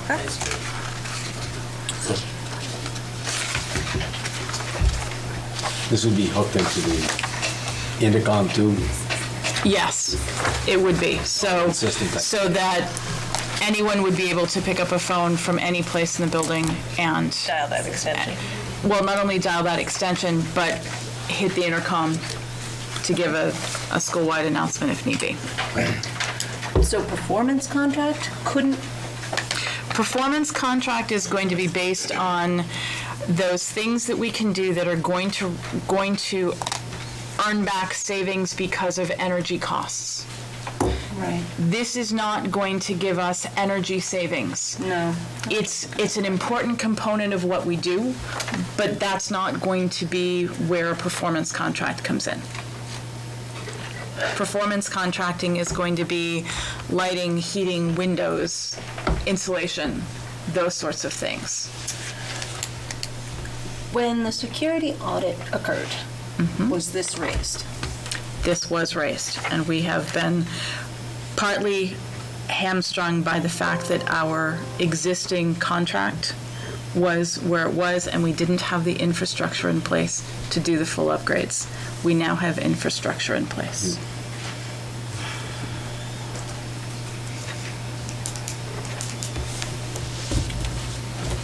I'm gonna vote no. Well, we're not there yet. But it's for a different reason. I mean, it's, Well, the first vote is, do we want to do Put it out to bid phones? to accept this. The first one is, do we want to go for the phones? The second one that we'll need is, do we want to waive the bid process? So you have two opportunities. All right. All right, so the first one, can you repeat his motion, please? The motion is to improve the phone system. That was the first one. Okay. Any further discussion? All those in favor? Aye. no. One no. Okay. All right, the second one would be to waive the bid process. I'll move to waive the bid process and just go with this. I have a motion by Mr. Frieda to waive the bid process. Do I have a second for discussion? I will second for discussion. What would it hurt to put it out to bid? I mean, it's just a process. Right. You don't have It's to a accept the process. process. You may True. find something that's half the price and getting the same benefit. I would say largely it's time, but certainly we can do that. If you put it out to bid, would you, this would be their bid? They wouldn't have to fill Right, anything? yeah. But I would certainly put it out, and if there are any other documentation that they wanted to send, I wouldn't preclude them from Right. doing a formal bid, no. All right, any further discussion? And knowing that it's going out to bid, they may come down their prices for the business. You don't know. It's possible. Any further discussion? All those in favor? What's the motion? To waive it? To waive the bid process. process. All those in favor? Aye. Opposed? No. So, go out to bid. Go out to bid. Okay, well, okay, so Do you need I guess that motion? I'd like a motion then to go out to bid.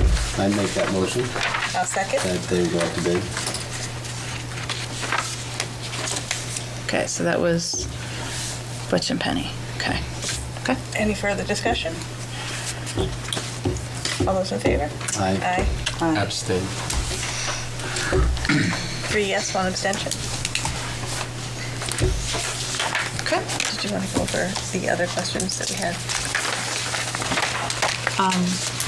Up to you. How do you want me to do that? Yeah, I'd like you to address All right. it. 'Cause Okay. you put the time into it. Okay. So the other piece is, we've had some questions about our costs regarding prior year, this year, and the projected budget coming up. As we have investigated other numbers that have been put out, I will say that we have not arrived at the same conclusions of some of the numbers that have been put out. We have, I guess, followed the money, if you will.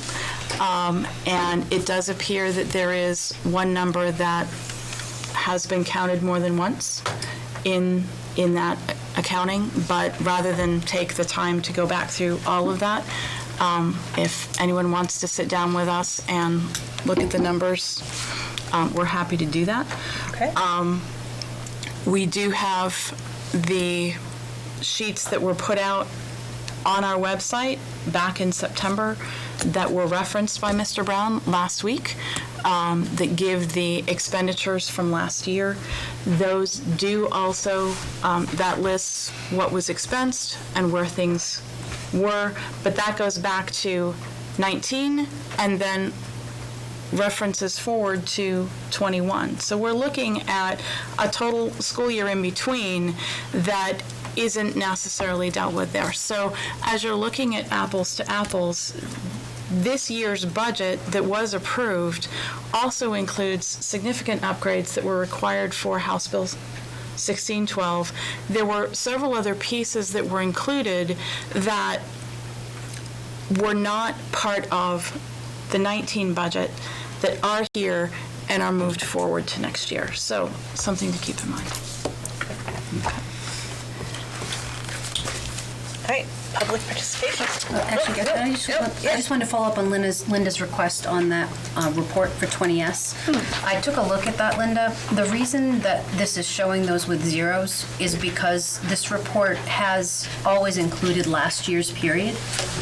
And even though there are no numbers in here, because we did have monies in those amounts last year, it will always show as zero on this report. I went back to reports I'd posted in June of last year, and they were 19 pages long, and they included amounts that were zeros because it went back to the previous year. So if you want to eliminate the column that says last year period and only look at what we have this year, we can do that, but this report has always had a comparative.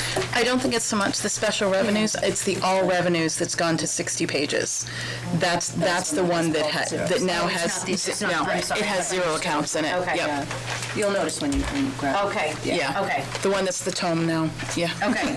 All right, I'm sorry, I was looking at the Yeah, we wrong- just need to click the print zeros box. Okay. Yeah, good.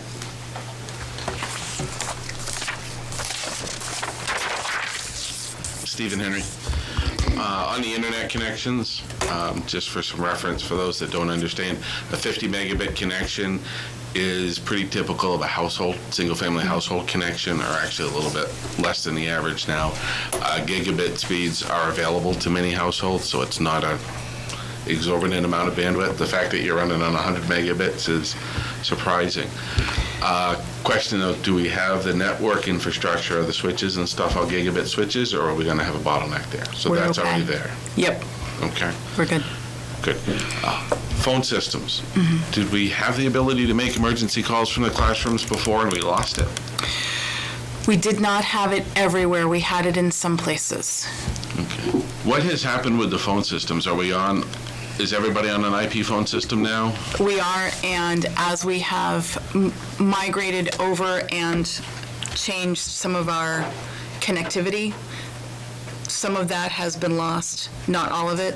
Some of our phones that we had the ability to do with have aged out, and we're needing to look at what else we can do. Are we hosting the IP equipment here, or are we using is the switchboard essentially hosted off-site?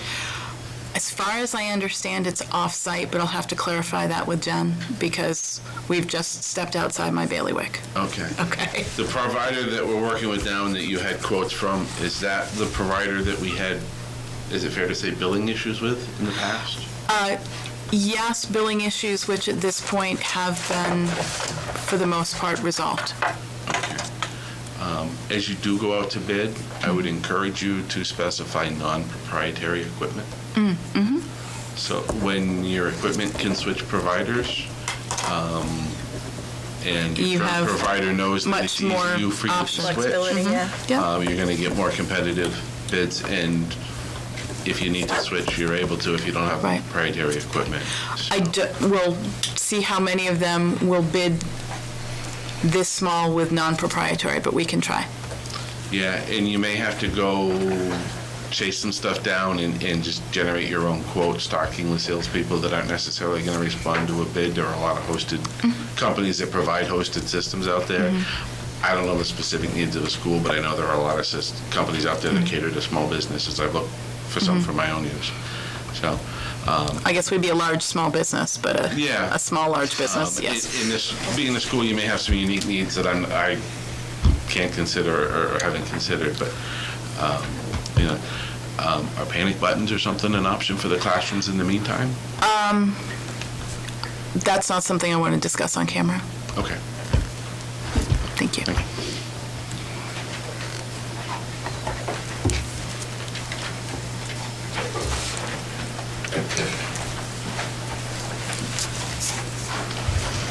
So did I hear right on the SAU that you've got about 13 workstations that need internet connectivity? Roughly, actually, it'll be 1, 2, 3, 4, 5, 6. Less than 8, 20? 9. Yeah, less than 20. And a few are wireless, most are wired. As a FirstNet client, have you considered the FirstNet modems for the SAU? Can certainly look at it. Because the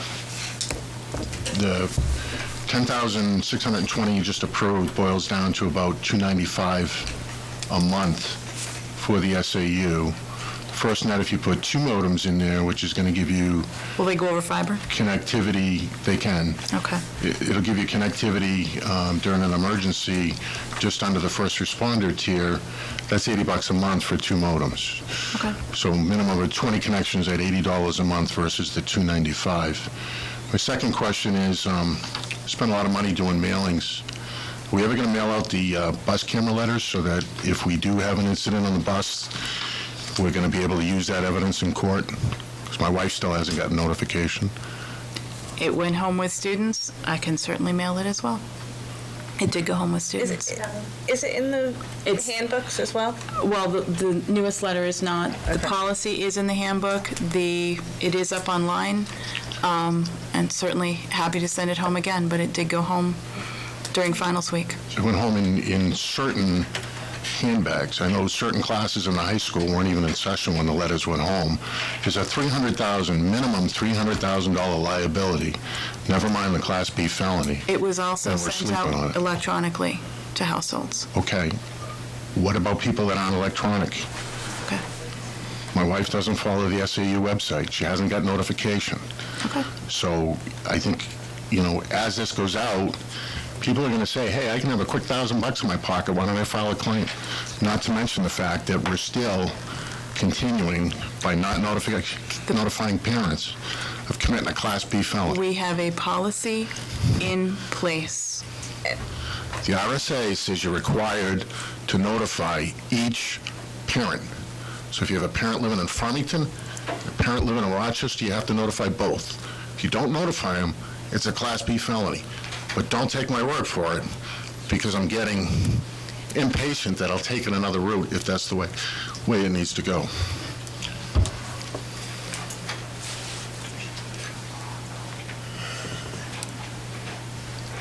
Anybody else?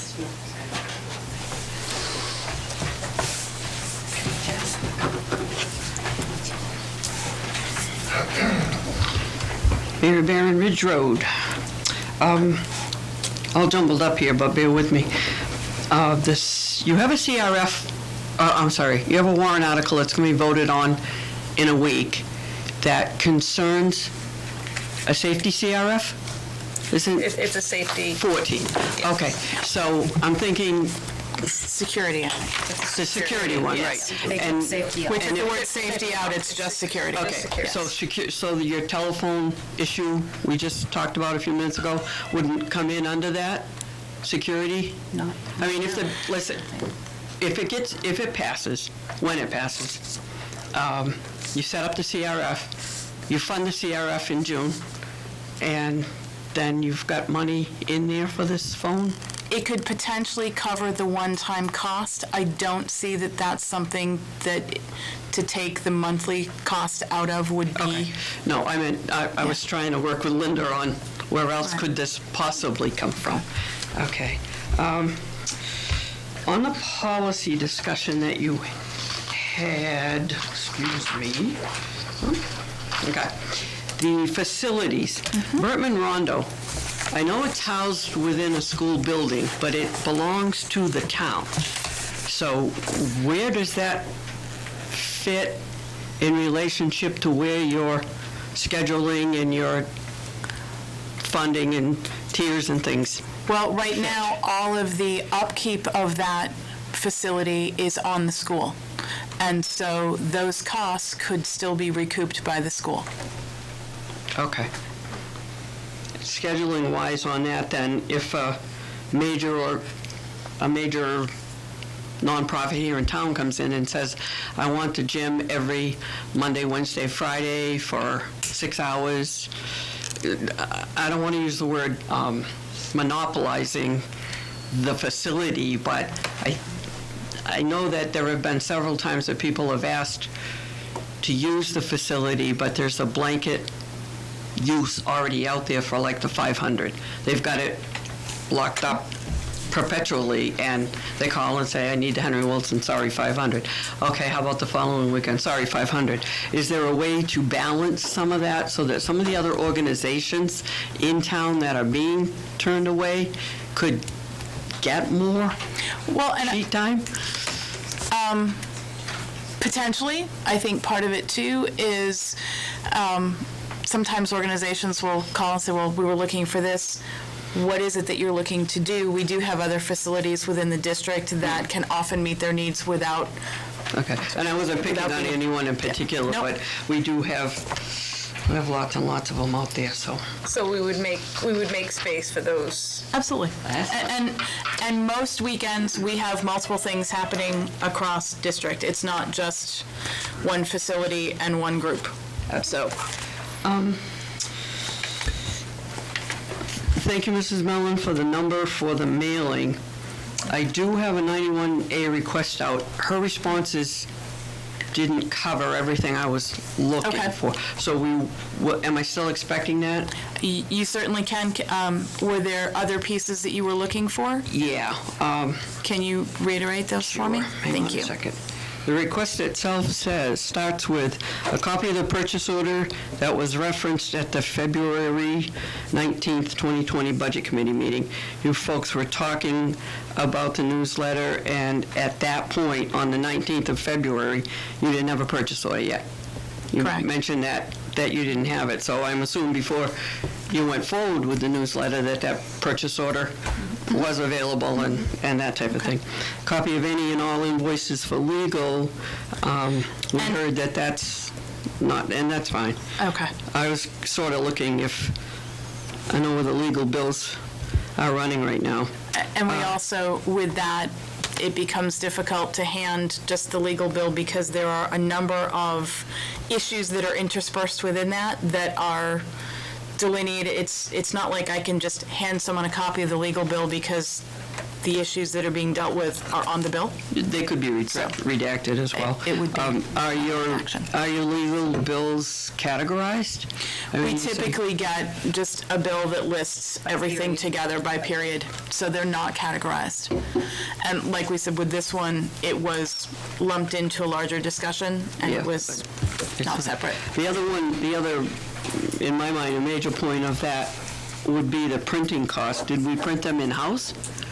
That was not part of it. That was what you were given. $1178? Okay. It was the mailer, the setup, postage, and we actually asked for 85 extra copies to be shipped to us so that we had a few extras on hand. Okay. Final comment on the newsletter. Obviously, you folks wouldn't, you're hearing all the good things. May I add, just for fairness of information, that I have also had feedback on the newsletter, and it has not been good. People are extremely concerned with things such as, let me see, passage of this operating budget will impact staffing and programming and may diminish some student services. So they will. So you know, right now, this board knows that you will be affecting staffing. So I'm a new parent to town. I've lived here a couple of years. I got 3 kids in the school system. This comes to my house. I'm sorry, Mr. Frieder, if that was bothering you. This comes to my house and it says, geez, I got 3 kids in school. If we pass this budget, they're going to lay off. They will lay off staff. No? That's not what that says? Will impact? No, yeah. Will Okay, will impact. impact. Any operating budget impacts staffing. Either you can have or you can't have. It does say may diminish. It doesn't say will It diminish. says will Impact staffing. staffing. Yes, because if I don't have a budget at all, then that impacts staffing. If I have more budget, that impacts staffing. Okay. Having a budget at all impacts staffing. The default budget, which is less than the school board's proposed budget, would better allow the district to advance curriculum initiatives. I'm a new parent. I just moved to town. I got 3 kids. I read that and I say, holy moly. Yeah. Sounds to me like the only thing we can do is vote this budget down so that the default kicks in. Otherwise, I don't know. I'm just playing the devil's advocate, I guess, and looking at it from someone that is possibly not as experienced as maybe I've got a few more years than the new people in town who are going to read this, and it's an influence. If it's not an influence, show me how it isn't. The new parent with the 3 kids coming in. Anybody, tell me how that's not going to influence how they vote in a week. No? Thank you. Anybody else? All right, I will entertain a motion to go into... Can you do that before? Oh, No, can you do oh, that? I'm so sorry. While we're in public. This is for Linda. We wanted to take a minute to thank Linda for her time and her effort over the past 3 years, helping us here on the board and helping the students in Farmington. So thank you very much. We all appreciate you.